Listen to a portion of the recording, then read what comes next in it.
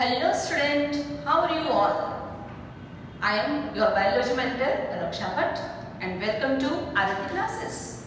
And today I am going to discuss NEET paper 2019 कि भाई last year में जो नीट का पेपर था बायोलॉजी का, ओके, हम उसके सारे क्वेश्चंस आज डिस्कस करने वाले हैं. तो let us start our work. Okay बेटा, तो भी our first question, which of the following statement is incorrect?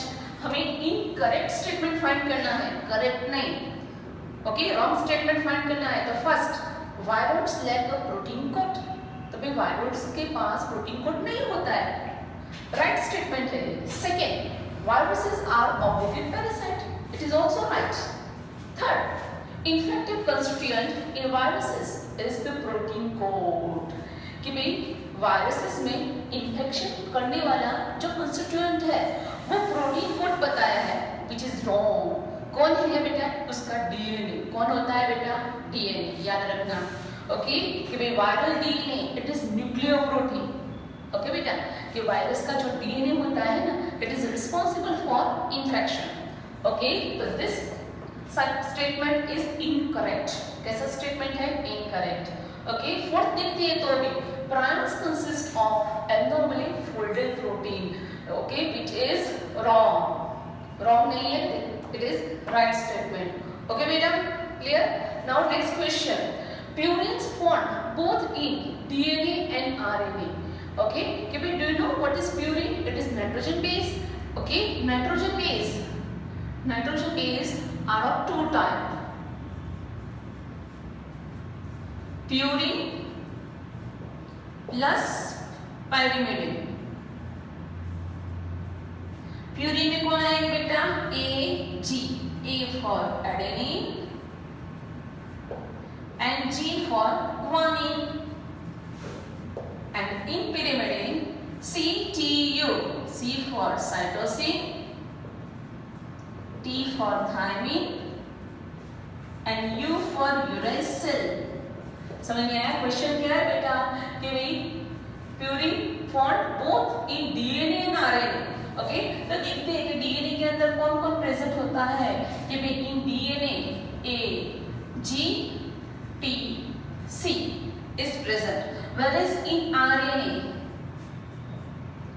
which nitrogen is base is present? तो A U G C. Okay, option देखते हैं. Adenine and thymine. आरएनए के अंदर thiamine absent होता है, तो ए नहीं आएगा. Second, adenine and guanine. Yes, adenine and guanine. Yes, तो our correct answer is second, adenine and guanine. Okay बेटा, next, which of the following glucose transporter is insulin dependent? ये सीधा बेटा चैप्टर नंबर 9 का NCERT के table का question है. Okay, chapter number 9 biomolecules, उसका सारे टेबल्स लर्न कर दो परफेक्टली. ओके, उसमें से ही एमसीक्यू आते हैं.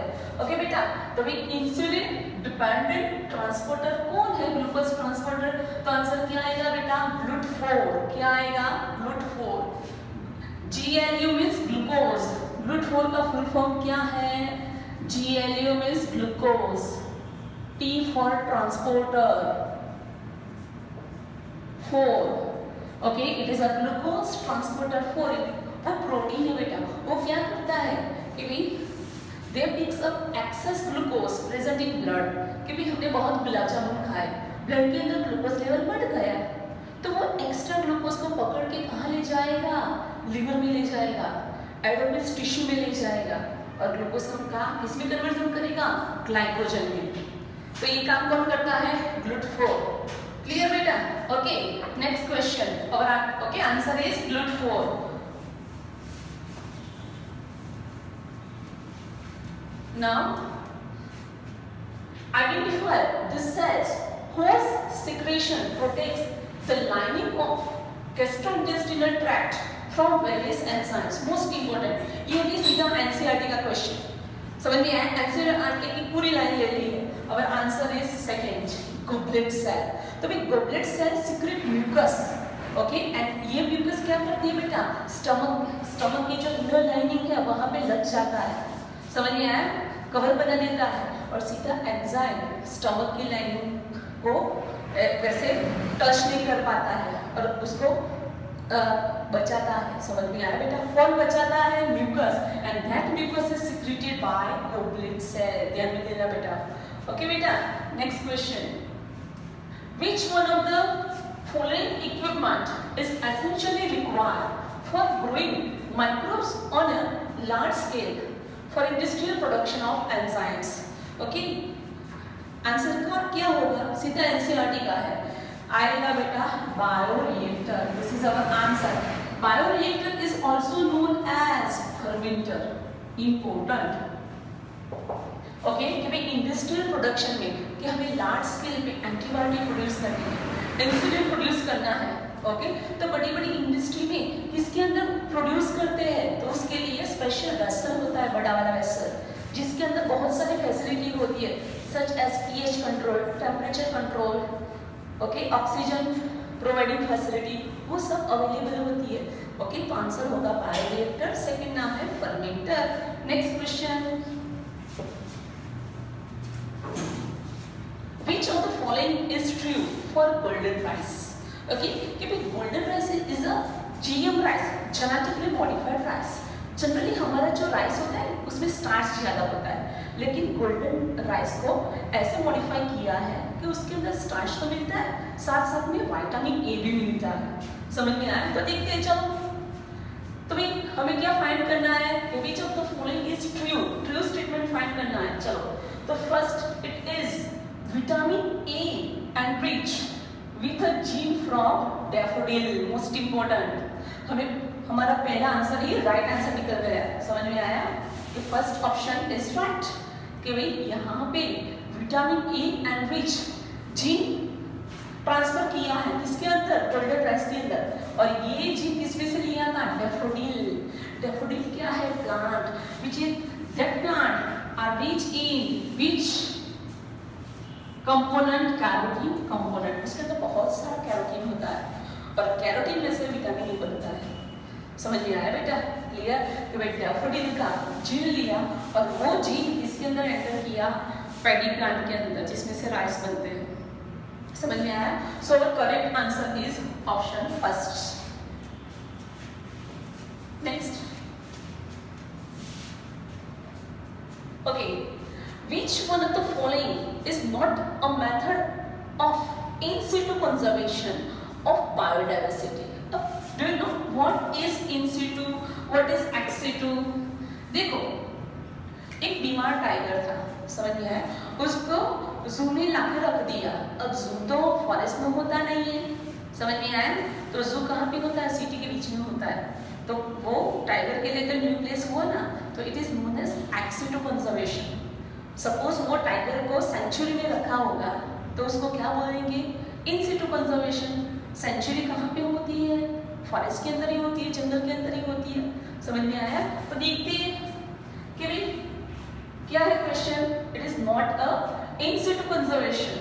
ओके, मींस इस ये चार ऑप्शन में से एक ex situ होगा, वो फाइंड करना है। चलो देखते हैं। बायोस्फीयर रिजर्व इन सिटू है, जंगल में होता है। वाइल्ड लाइफ सेंचुरी वो भी फॉरेस्ट में होती है। बोटानिकल गार्डन इंपॉर्टेंट, वो फॉरेस्ट में नहीं होता है। समझ में आया?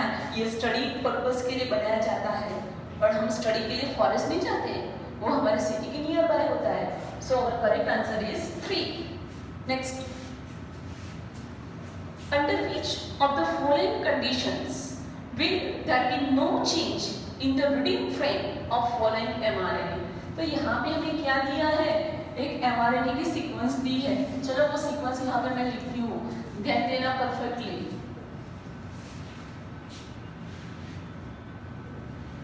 AAC, AGC, GGU, GCU, AUU, ये सीक्वेंस है हमारी।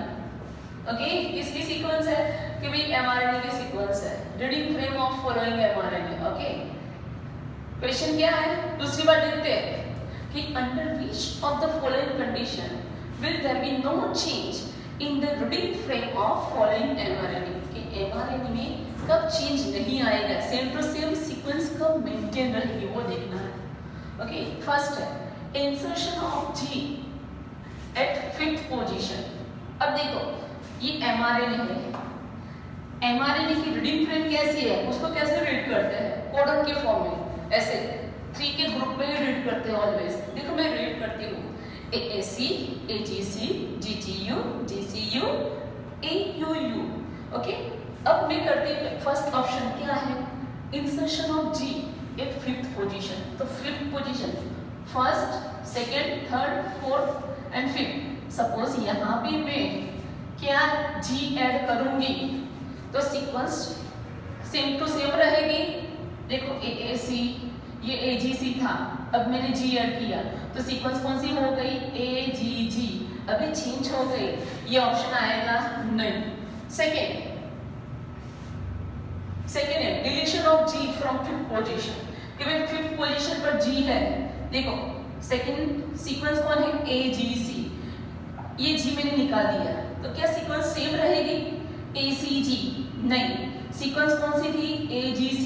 यहाँ पे क्या लिखा है, डिलीशन ऑफ G को डिलीट माना 5th पोजीशन से, तो सीक्वेंस सेम रही नहीं रही।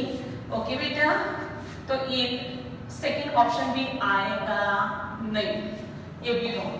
थर्ड देखते हैं, insertion of A and G at 4th and 5th position respectively. देखते हैं कि भाई 1 2 3 फोर्थ पे A एंड 5th में G। ओके, फोर्थ में A एंड 5th में G। चलो सीक्वेंस देखते हैं कि भाई इंसर्शन ऑफ, देखते AAC AGA नाम है ना, रीडिंग फ्रेम टोटली चेंज, अलग हो गए, तो ये भी होगा नहीं।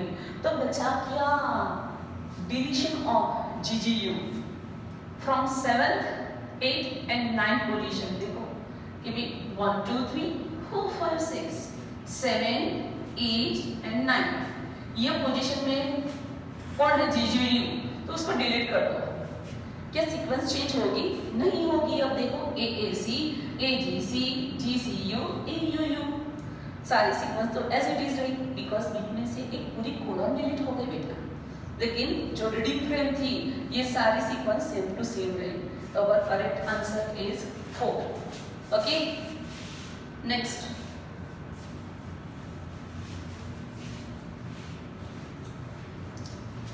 which of these following methods is the most suitable for disposal of nuclear waste?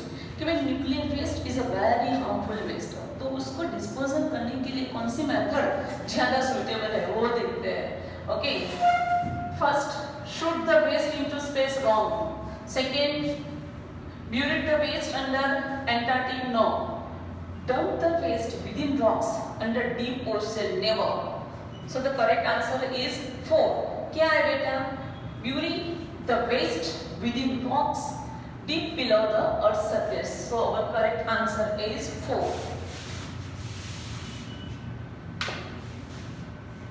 Now question number 100. Match the following organism with the products they produce. Very simple, सबको आता है। तो देखो लैक्टोबैसिलस क्या प्रोड्यूस करेगा, बोलो तो भाई लैक्टोबैसिलस क्या प्रोड्यूस करेगा, लैक्टिक एसिड मींस किसके अंदर होता है, कण के अंदर। तो भाई ए का सेकेंड देखते हैं, ए का सेकेंड हमारे पास 3 ऑप्शन है, ए का सेकेंड में देखो सेकेंड देखते हैं, सैक्रोमाइसिस सेरेविसी, यीस्ट है, क्या बनाती है बेटा, ब्रेड बनाने में यूज होती है। क्या तो बीकाफोर कहाँ पे है, देखो फर्स्ट में सेकेंड में। ओके क्लियर, तो अब हमारे पास 2 ऑप्शन हो गए, first and second. Aspergillus niger, citric acid, okay means C का थर्ड कहाँ पे है, ये हमें मिल गया है हमारा correct option. Acetobacter acidic acid fifth. Okay तो सेकेंड ऑप्शन इज राइट।